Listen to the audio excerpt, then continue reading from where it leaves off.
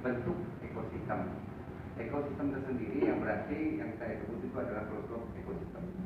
Nanti akan diterangkan lebih lanjut sama Pak Wendy. Dan tadi saya dengar dari sedikit prolog dari Pak Tile, memang itulah Pak yang dasar bagaimana kita itu bisa implementasi dengan digitalisasi. Yang namanya digitalisasi pasti disrupting. Yang namanya disrupting itu pasti mengganggu Pak. Satu, mengganggu kebiasaan di luar kebiasaan. Yang kedua, kalau tidak positif, ya negatif. Tapi tentunya ini semua berdasarkan momentum Pak. Momentum apa? Mau tidak mau, suka tidak suka, kita sekarang harus yang namanya menggunakan digitalisasi. Untuk apa Pak? Mengefektifkan waktu, mengefisienkan kinerja dari petani ataupun itulah di kami kenapa kami membuat satu platform yang dikatakan platform. Pak Wendy itu menyampaikan bahwa platform itu sebagai wadah, di mana wadah ini ada 13 aplikasi. 13 aplikasi ini kegunaannya atau fungsi utamanya untuk men-tracking Pak, tracking dari hulu sampai hilir, dari on farm sampai off farm, dan bahkan setelah on farm dan off farm ini kita lakukan dengan lebih cermat lagi dan lebih mudah lagi, nanti non farmnya juga kita Pak. Apa sih non farm sebenarnya? Non farm itu marketplace-nya Pak, atau sebagai off-taker, sisi off-taker. Jadi di sini apakah kita sebagai pelaku budidaya atau petaninya, ataukah kita sebagai supporting dari ekosistem, ataukah kita sebagai pembeli, semuanya terhubung Pak. Nah itulah kenapa platform di pangan ini yang kami harapkan menjadi solusi dari pertanian Indonesia. Dan insya Allah kita siap untuk pertanian baik pertanian hortikultura, terus kemudian perkebunan dan sedikit nelayan. Karena kami bilang sedikit nelayan karena risiko yang paling besar adalah nelayan yang di laut. Kami masih konsentrasi dengan nelayan di darat. Karena memang untuk mitigasi dan roadmap dalam satu ekosistem kita tuh harus teliti. Tadi yang Bapak sebut bahwa komposisi yang tadi setelah kita mau proses produksi harus penyusutannya berapa rendemen lah. Kalau di beras itu ada namanya rendemensi penyusutan terhadap produksi, terus waste to rice. Nah itulah sebenarnya kita mitigasi hari ini Pak.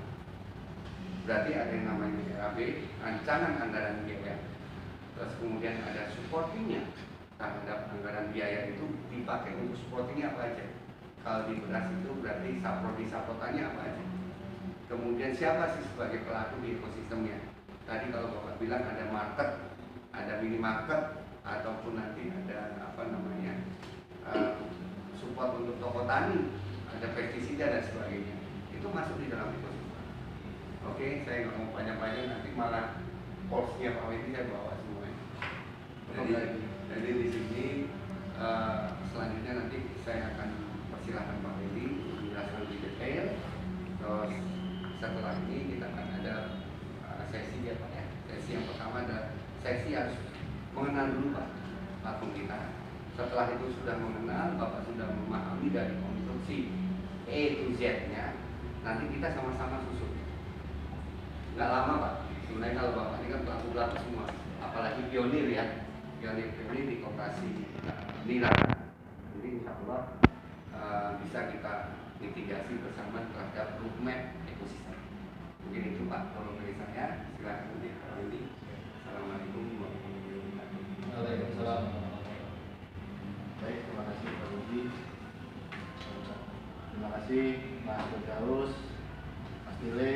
Alhamdulillah saya ketemu dengan senior saya di sini, yang di sana. Terus juga ada teman-teman yang dari Sumbio, juga dulu saya kakaknya juga dari Sumbio Pak.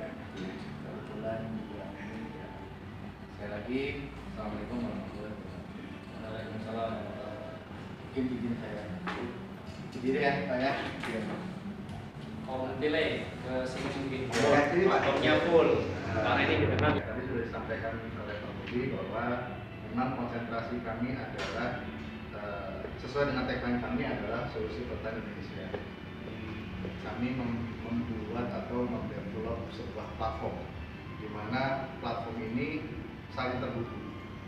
Mungkin kalau teman-teman di sini pernah mendengar beberapa aplikasi ya, aplikasi terkait dengan pertanian. Tapi mungkin belum ada sebuah platform yang menghubungkan dari hulu sampai dengan hilir, dari mulai on-farm sampai dengan off-farm. Nah, inilah insya Allah kami hadir di sini sebagai solusi pertanian yang ada di sini. Oke, selanjutnya Mas Ilham. Mungkin saya prolog dulu dengan video impangan ya Pak ya, Mas Dile ya. Monggo diplay.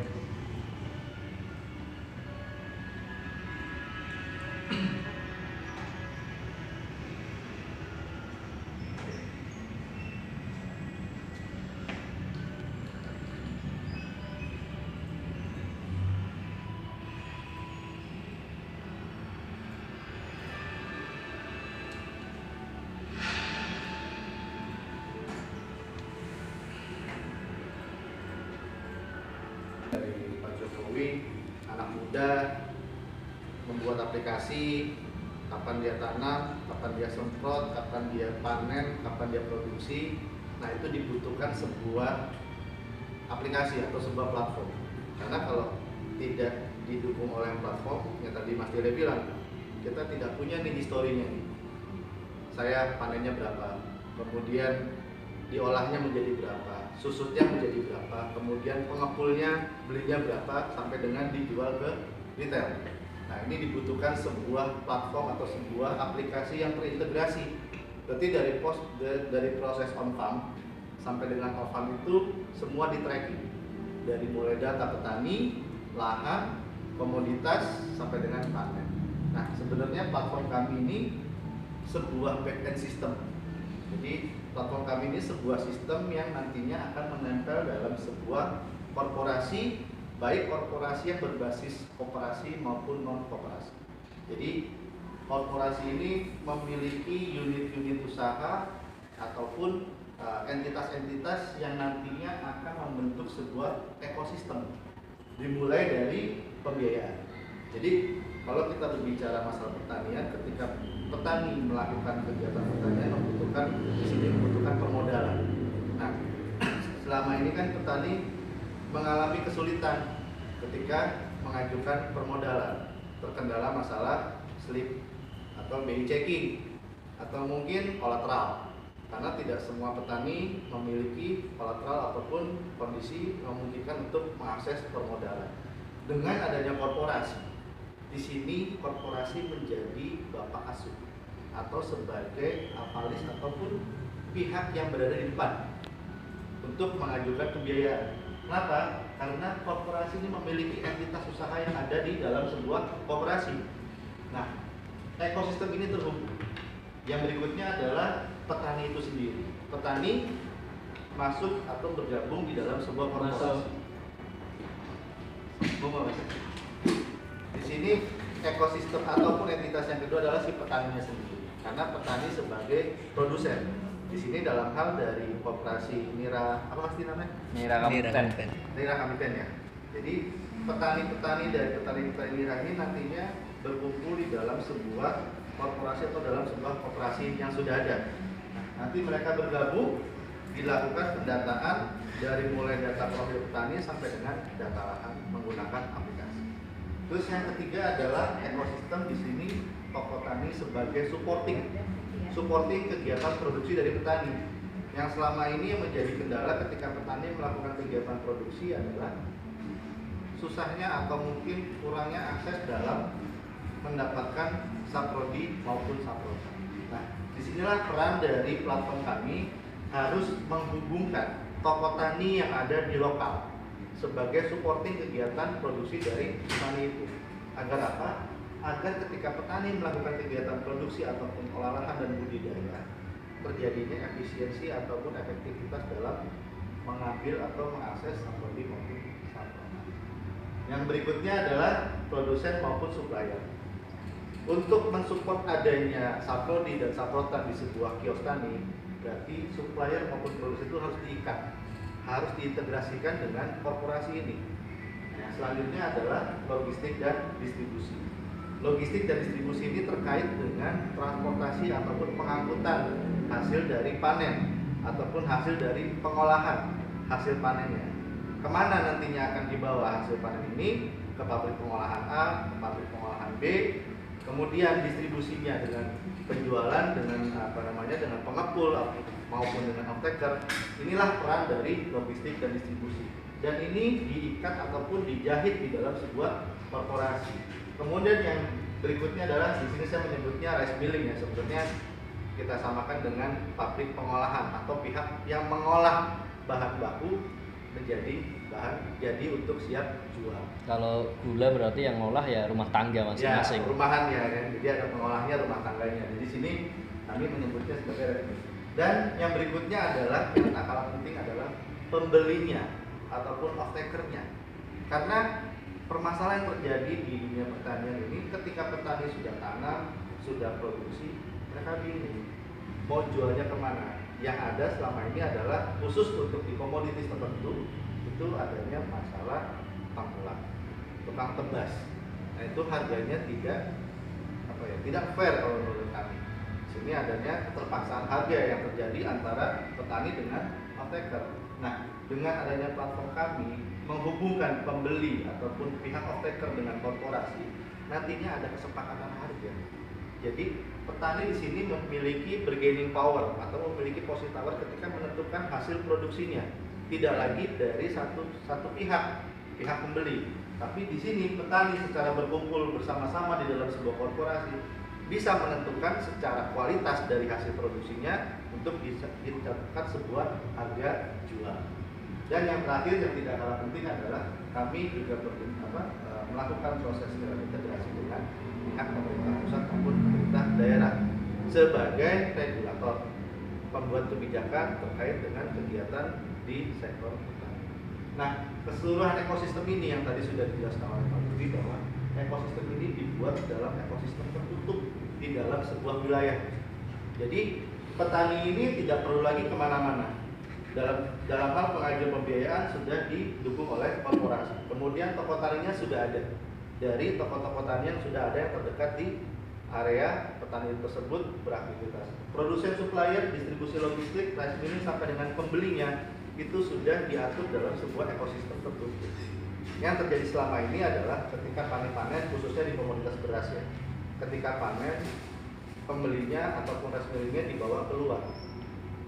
Sehingga rice milling lokal jadi tidak hidup.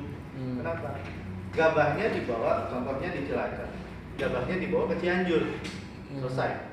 Rice mill yang di Rice Cilacap milling lokalnya ya mati. Seperti itu. Nah, makanya kita buat dalam sebuah ekosistem tertutup. Nah, kami sudah siap dengan 13 aplikasi. Inilah showcase aplikasi kami yang tadi Pak Budi sampaikan, kita sudah siap 13 aplikasi yang siap digunakan. 4 diantaranya adalah aplikasi yang digunakan untuk mobile. Jadi di sini ada aplikasi petani, nanti petaninya juga menggunakan aplikasi. Fungsinya apa? Pertama, sebagai penjadwalan ataupun kegiatan olahraga dan budidaya. Jadi ketika petani melakukan olahraga dan budidaya ini, petani itu diasis atau didampingi oleh aplikasi. Kapan dia tanam, kapan dia olah, kapan dia pupuk, sampai dengan kapan dia mengambil sampel-samplotan, sampai dengan penjualan. Dalam artian barang dibawa dari lahan, kemudian diproduksi di pabrik pengolahan, petani mendapatkan informasi berapa sih hasil panen saya, kemudian setelah diolah di pabrik tertentu berapa hasil produksinya, kemudian akan dibawa kemana penjualannya, nanti petani bisa melakukan tracking terhadap barang yang diproduksi oleh masing-masing petani. Yang berikutnya adalah aplikasi account officer, itu nanti saya jelaskan di alur. Aplikasi agronomis dan aplikasi supir, dan aplikasi ini sudah siap digunakan. Untuk sementara ini aplikasi kami baru ready di platform Android. Nanti dalam pengembangan mungkin kalau iOS masih belum. Kan petani nggak pakai iOS. Insya Allah 3 tahun sudah pakai Pak. Enggak. Karena sudah sejahtera Pak. Dan berikutnya ada 9 aplikasi yang berbasis web based. Nah ini nanti yang aplikasi ini akan digunakan oleh masing-masing entitas seperti koperasi. Nanti koperasi menggunakan sistem atau menggunakan aplikasi web based. Kemudian juga ada toko taninya. Kemudian ada aplikasi officer banknya terkait dengan pencairan pembiayaannya.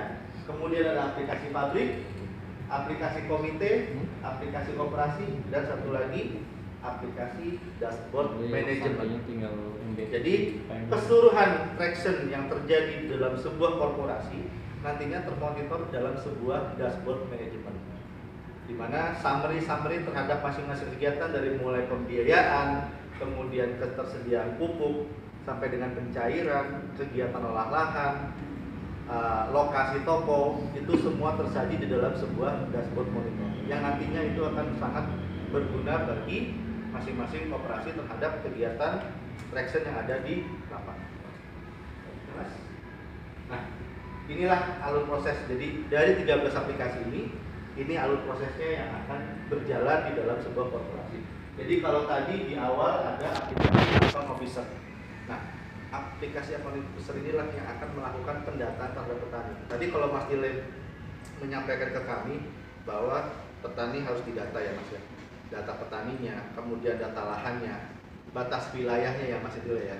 Kemudian sampai dengan komoditasnya. Nah, di dalam aplikasi AO ini nanti petani didata secara digital, tidak lagi menggunakan kertas. Dan secara real time setelah didata masuk ke dalam sistem kami. Jadi untuk dalam sebuah koperasi ada 530 petani tadi ya Mas ya, contohnya ya.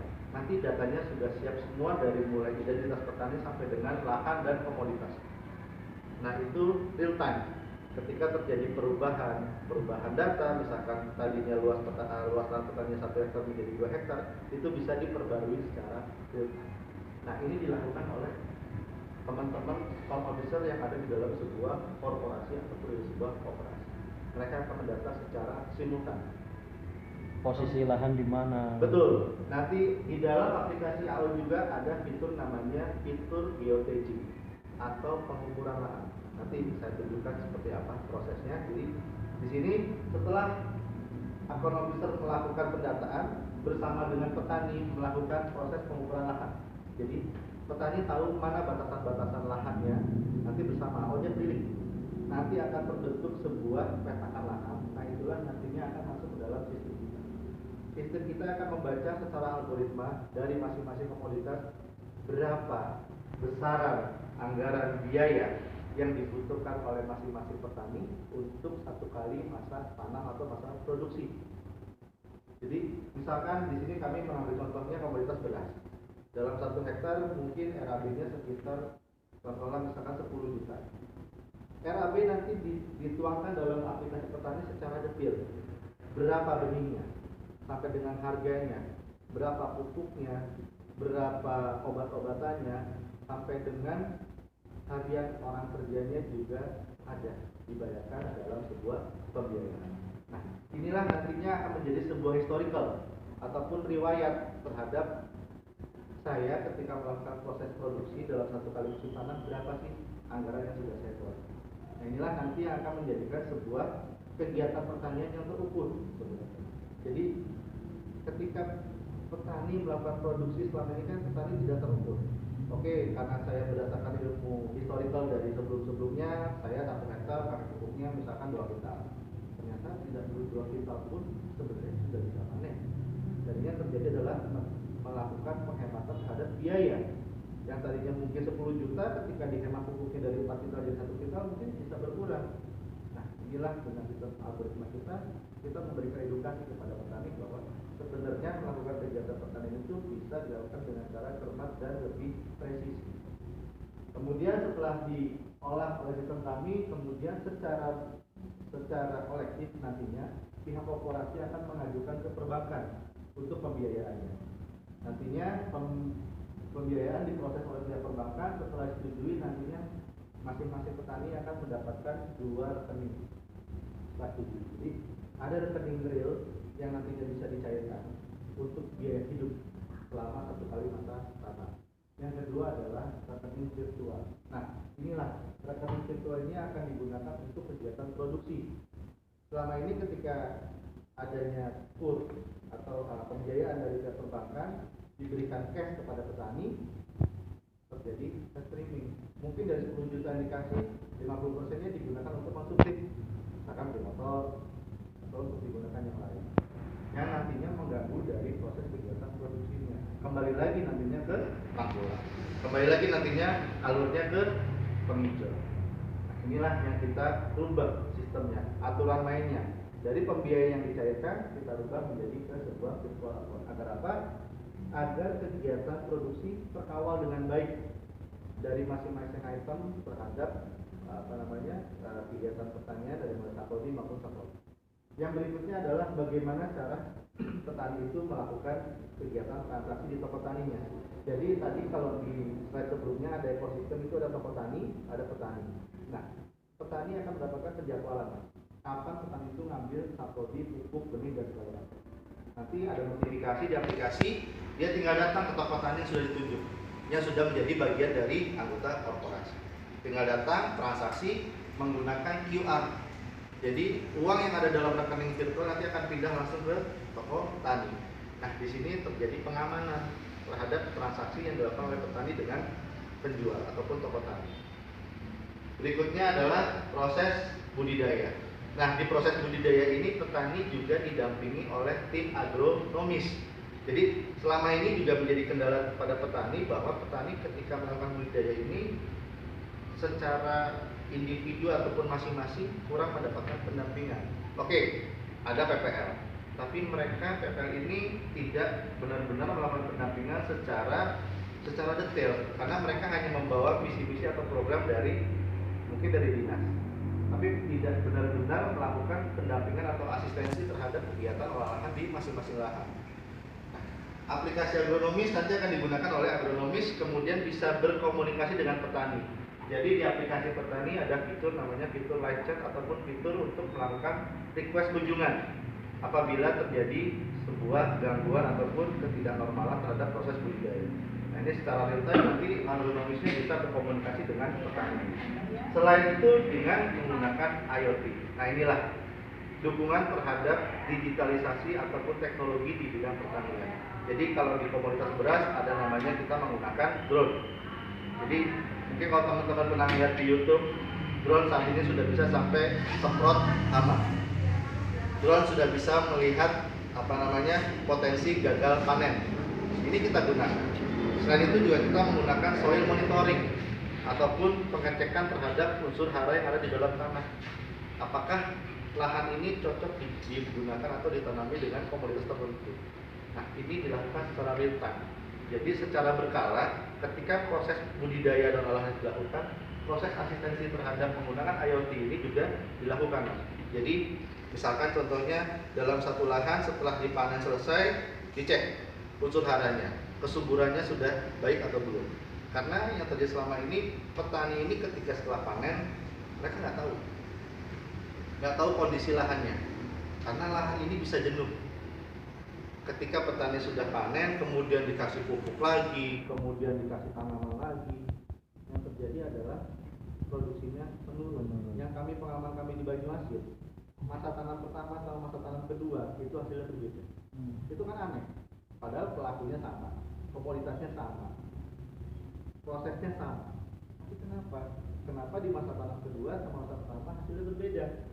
Ternyata para petani tidak tahu kondisi lahan apa. Kelebihan penggunaan pupuk pun juga bisa mengganggu proses suburan. Dengan menggunakan hal ini kita memberikan edukasi bahwa sebenarnya bapak ini udah nggak perlu lagi kasih urea pak, karena lahannya sudah subur. Jadi bapak tinggal proses olahan. Nah, kemudian proses panen ataupun proses produksi dari hasil budidaya. Nah, setelah itu kemudian ada aplikasi supir dan aplikasi pabrik. Di sini mungkin kalaupun dalam komunitas Mira nanti ada namanya tracking terhadap hasil panen dari lahan dibawa ke rumah untuk dilakukan pengolahan. Setelah rumah diantar ke pengepul terus ke koperasi oven gede. Oven gede ya. Berarti kalau pengepul ini sebuah sama seperti outtaker bukan? Ya, pengepul itu hanya kayak agen distributor aja. Hanya agen distributor. Oh, berarti ekspedisi. Oh, berarti kayak gudang ya di sini ya. Ya, semacam kayak supir lah. Kayak supir ya. Oh, kayak supir ya, pengepul ya. Oh, belum ada transaksi ya antara pengepul dengan petani di sini ya. Tetep ada Karena dia transaksi. variabel ongkos kirim kan ya, Oh, ketemu itu nih kan. bukan dari barang ya. Nggak seperti kayak data sering Baik. GKP Baik. yang itu proses beras gitu ya. Baik. Mm-mm. Di sini kalau dalam alur kami nanti bisa disesuaikan bahwa terjadinya proses distribusi dari lahan sampai ke pihak pengepul ataupun pihak produsen. Produksi untuk mengolah lahan. Setelah itu diolah, kemudian dikemas dalam sebuah kemasan, kemudian didistribusikan ke pembeli. Nah, inilah alur proses yang ada di platform kami untuk komoditas beras. Nanti secara housing sebenarnya platform kami siap. Secara housing atau secara rumah, aplikasi kami sudah siap untuk di-tap-in ataupun diimplementasikan ke komoditas lain. Nanti tinggal disesuaikan oleh alurnya seperti apa. Nah, kegiatan ini yang tadi saya sampaikan nanti tersaji dalam sebuah dashboard manajemen. Yang tadi saya sampaikan ada pembiayaan turun, pencairan, kemudian produksi sampai dengan barang sampai di pembeli. Notifikasi hidup secara real time ya. Notifikasi dari masing-masing aplikasi sudah hidup secara real time. Ketika supir mendapatkan instruksi pengambilan hasil panen, nanti di aplikasi supir seperti aplikasi taksi online ataupun seperti ojek online. Dan nanti masuk, oh saya harus ngambil hasil dari tempatnya Pak Dile misalkan. Nanti driver tinggal datang. Supirnya tinggal datang untuk diambil atau dibawa ke pengepul. Lanjut, Mas. Ini kegiatan. Nah, inilah proses dari alur kegiatan aplikasi kami sebanyak 13 aplikasi yang sudah ada dan siap digunakan. Ya, mungkin seperti itu sampai dari saya. Apabila ada diskusi, monggo Mas kita lakukan diskusi. Assalamualaikum warahmatullahi wabarakatuh. Waalaikumsalam warahmatullahi wabarakatuh. Terima kasih Pak Wendy. Selanjutnya explore lebih lanjut mungkin Mas Tile sama Pak Bubi kalau mau coret-coretan bikin alur-alur prosesnya dulu seperti apa, kemudian yang mau dikehendaki oleh Mas Tile itu idealnya seperti apa, silakan. Baik, kalau boleh saya tambahkan Pak, terhadap alur proses di ekosistemnya yang kita miliki itu kan harus ada relevansinya sama aplikasi atau platform. Nanti kalau kita bicara aplikasi AO berarti di operasi nilai ini seperti apa? AO nya atau penyuluh mungkin juga bisa jadi sebagai tim dari koperasi. Mungkin ini Ya, anatominya koperasi. dulu, Ya. anatomi di koperasi Nah. ini kan ada pengurus, ada manajemen, kelompok anggota ada nggak? Nah,